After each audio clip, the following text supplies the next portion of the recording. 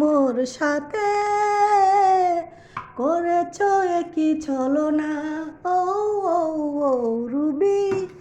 High বন্ধুরা, সবাই কেমন আছেন? আশা করি অনেক ভালো আছেন। আজকে বানাচ্ছি ডোনাট নারজিল।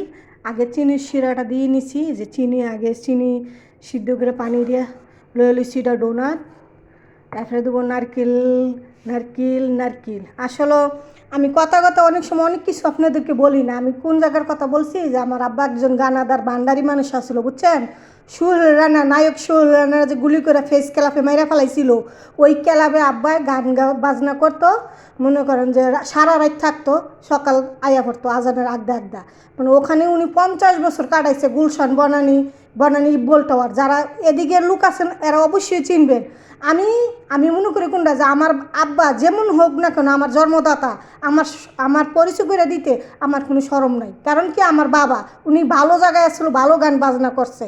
হ্যাঁ, নেটও ভাইরাল হয়েছিল, কিন্তু উনি গলার কণ্ঠটা একটু বেগে গেছিলো বিদায় আর নেটে ভাইরাল হইতে আসছে না। ঠিক আছে, উনি একজন গানাদার ভান্ডারি মানুষ আসলো।